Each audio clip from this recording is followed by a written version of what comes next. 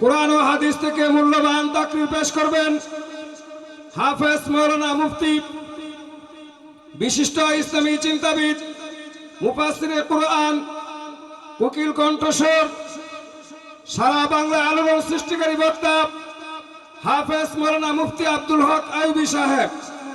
হাফেজ মাওলানা মুফতি আব্দুল হক আইয়ুবী সাহেব, খতিব, বাইতুল মামুর কেন্দ্রীয় জামে মসজিদ, নারায়ণগঞ্জ, ঢাকা। হযরতকে ওনার মূল্যবান তাকরীর পেশ করার জন্য বিনীতভাবে আহ্বান করছি।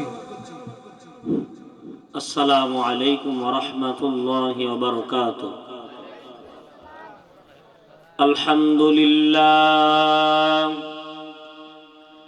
আলহামদুলিল্লাহি ওয়া কাফা ওয়া সালামুন আলা ইবাদিহিল্লাযীনা ইসতাফা।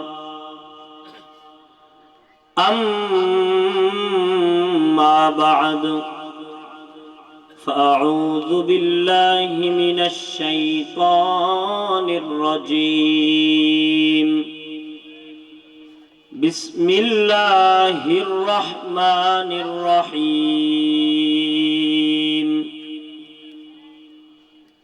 قل هو الله أحد الله الصمد لم يلد ولم يولد ولم يكن له كفوا أحد.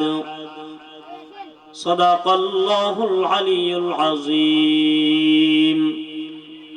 قال رسول الله صلى الله عليه وسلم: القرآن حجة لك أو عليك، أو كما قال عليه الصلاة والسلام. اللهم صل على محمد وعلى آل محمد كما صليت على إبراهيم وعلى آل إبراهيم إنك حميد مجيد.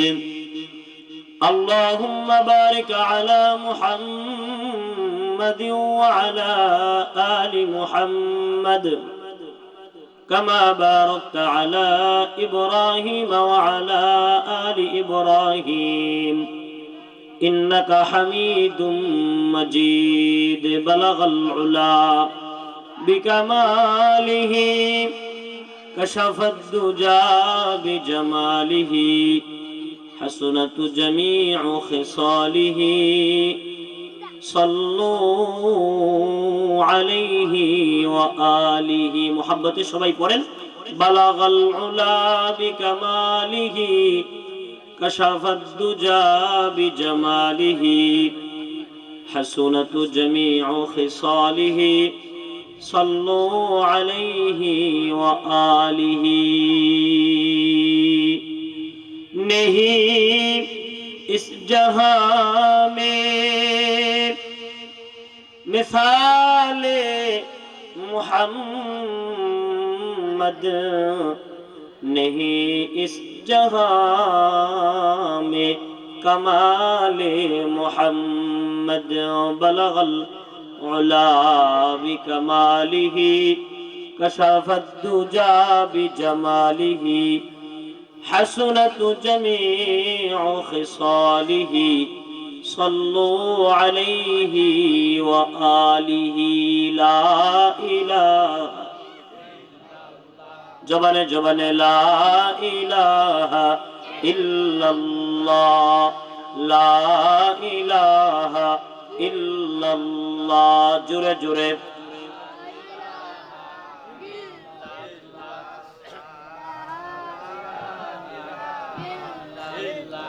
লা ইলাহা ইল্লাল্লাহ, লা ইলাহা ইল্লাল্লাহ, লা ইলাহা,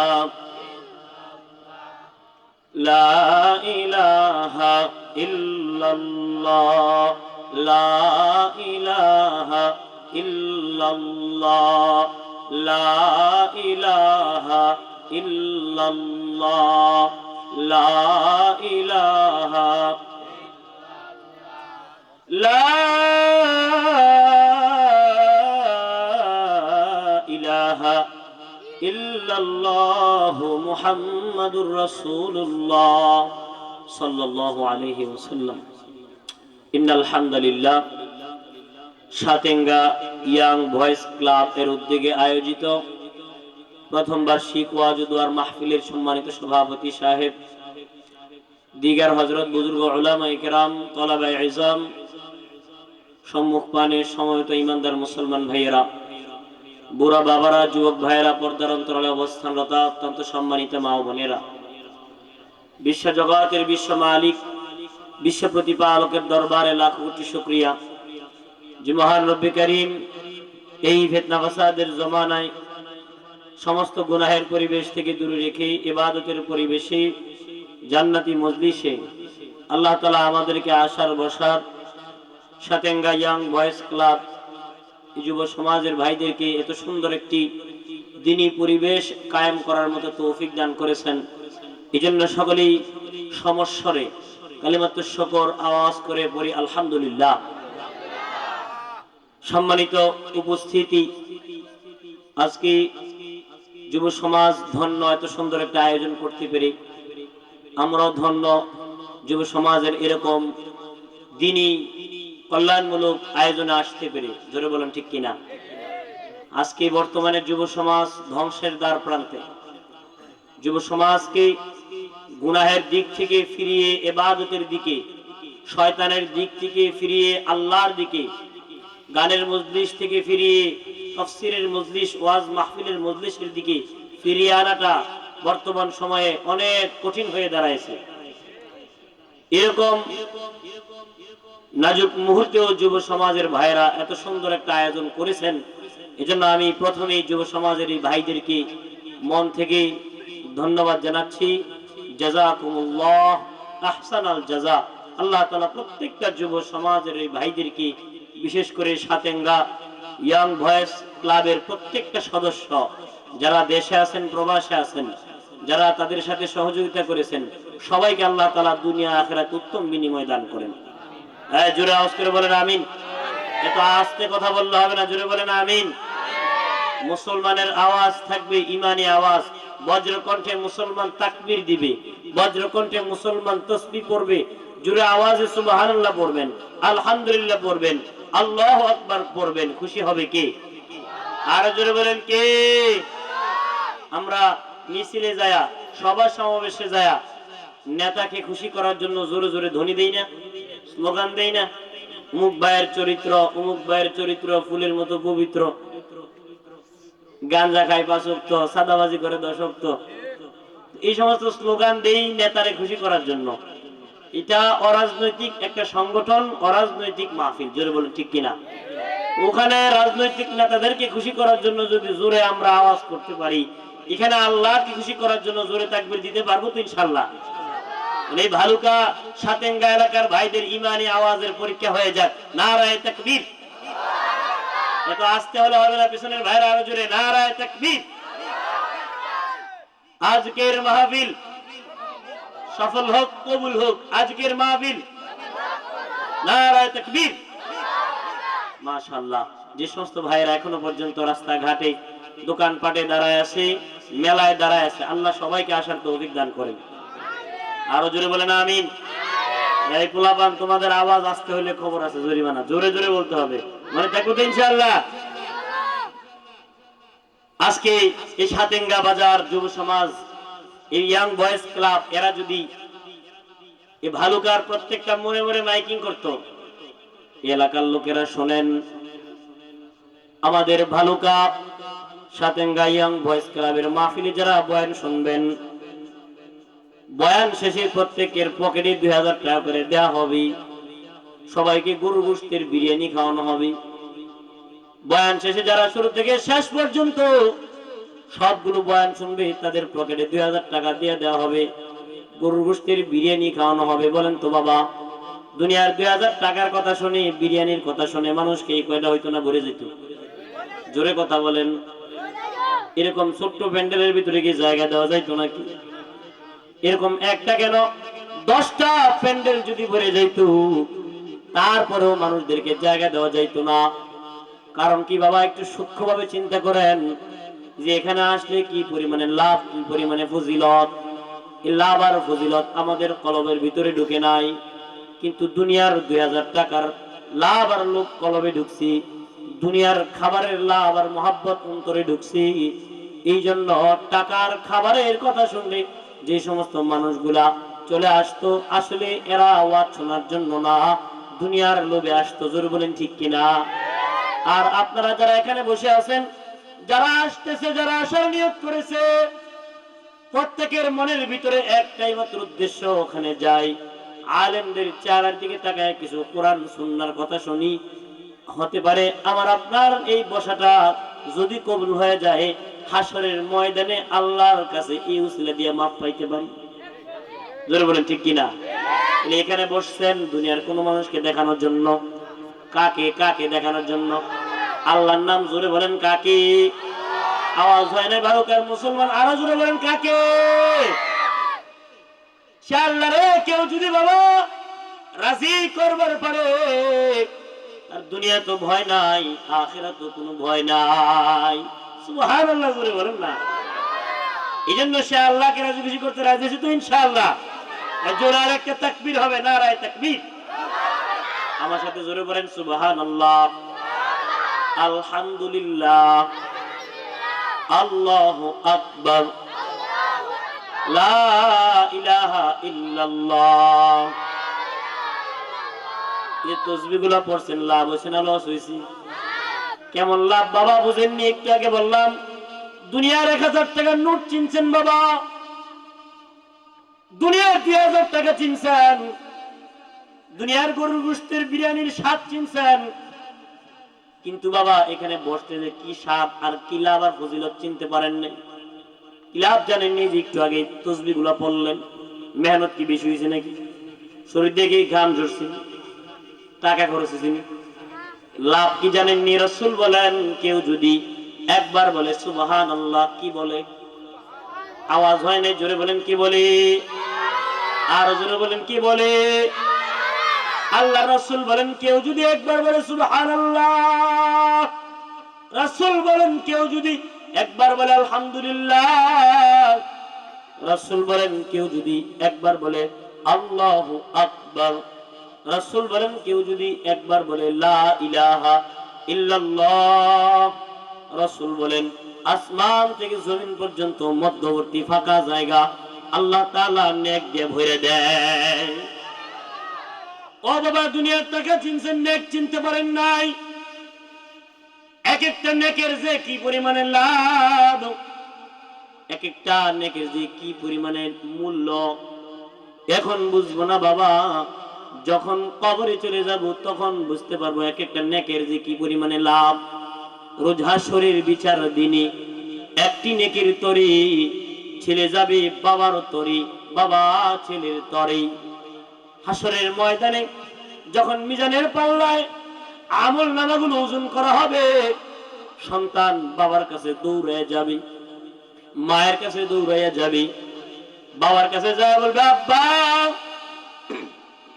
দুনিয়াতে আপনি আমার আব্বা হইতেন, আপনার ঔরসে আমি জন্মগ্রহণ করেছি বাবা, একটা নেকের জন্য মিজানের পাল্লায় আটকা পড়ে গেছি বাবা, একটা নেকি দিয়ে আমাকে আপনি সাহায্য করেন। আব্বা বলবে দূর হও, তোমাকে আমি চিনি না, দুনিয়াতে আমি বিবাহ শাদী করি নাই। নাউজুবিল্লাহ বলেন। মার কাছে যাবে, যে মা সন্তানের জন্য জানের জান, সন্তানের জন্য প্রাণের প্রাণ, সন্তানের জন্য জান কুরবান করে দিতে রাজি হয় জনম দুঃখিনী মা, সে মায়ের কাছে হাসরের ময়দানে সন্তান দৌড়ায় যাবে, যা বলবে মা, ওগো মা, একটা নেকের জন্য জান্নাতে যাইবার পারতেছি না গো মা, একটা নেকি দিয়ে আমার আপনি সাহায্য করেন। মা বলবে দূর হও, তোমাকে আমি চিনি না, তোমাকে আমি চিনি না, দুনিয়াতে আমার বিবাহ শাদী হয় নাই। নাউজুবিল্লাহ বলেন। স্বামী স্ত্রীর কাছে দৌড়ায় যাবে, স্ত্রী স্বামীর কাছে দৌড়ায় যাবে, স্বামী দৌড়াইয়া স্ত্রীর কাছে গিয়া নেক চাবে, স্ত্রী পরিচয় দিবে না, স্ত্রী স্বামীর কাছে যাবে, স্বামী পরিচয় দিবে না, ভাই আরেক ভাইয়ের কাছে যাবে, পরিচয় দিবে না। দুনিয়াতেই তো বিপদে পড়লে এক ভাই আরেক ভাইয়ের চিনে না, পুরো বলেন ঠিক নেই? এটা তো আখিরাত।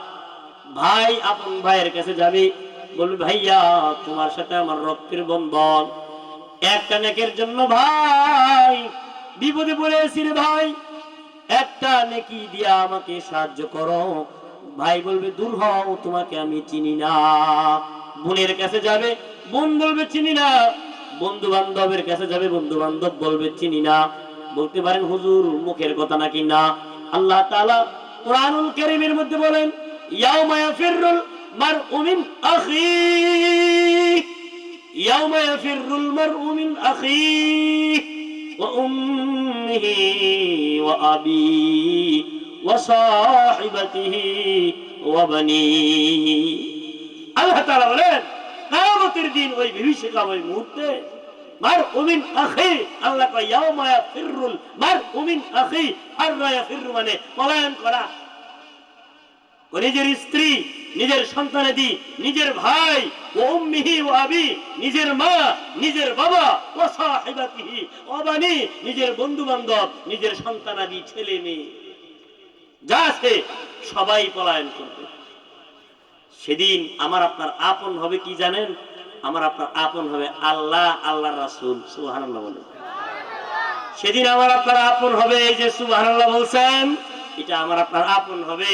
আলহামদুলিল্লাহ, আল্লাহু আকবার, লা ইলাহা ইল্লাল্লাহ বলছেন, এটা আমার আপনার আপন।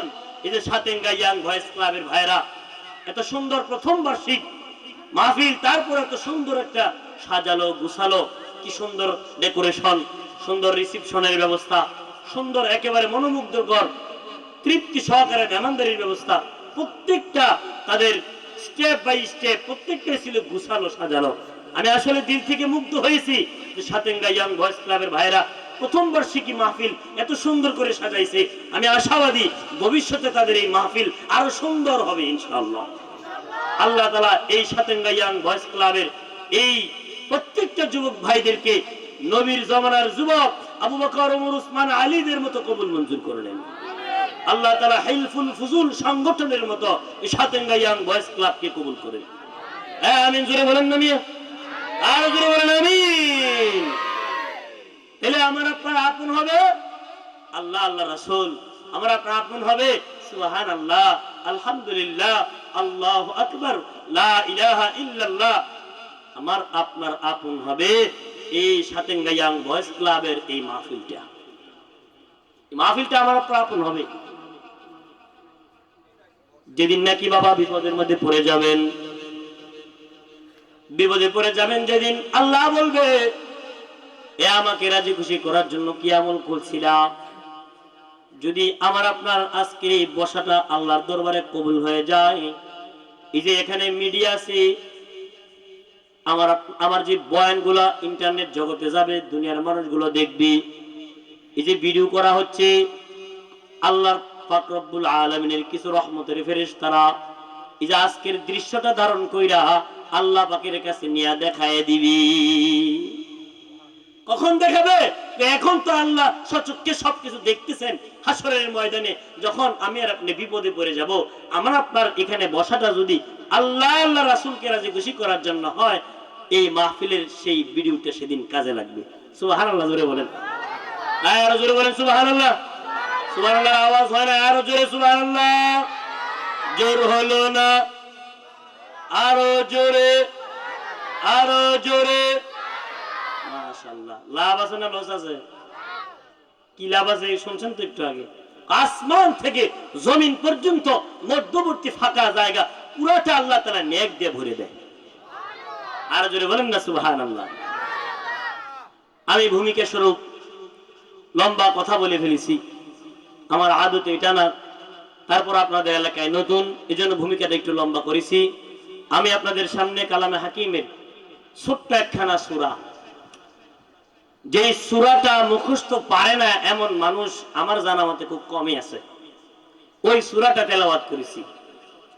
রাসূল আকরাম সাল্লাল্লাহু আলাইহি ওয়াসাল্লামের অসংখ্য অগণিত হাদিস মুবারক থেকে ছোট্ট একখানা হাদিসের অংশ তেলাওয়াত করেছি। আল্লাহ চাহে তো আমার তেলাওয়াতকৃত আয়াত এবং হাদিস থেকে কথা বলার চেষ্টা করব।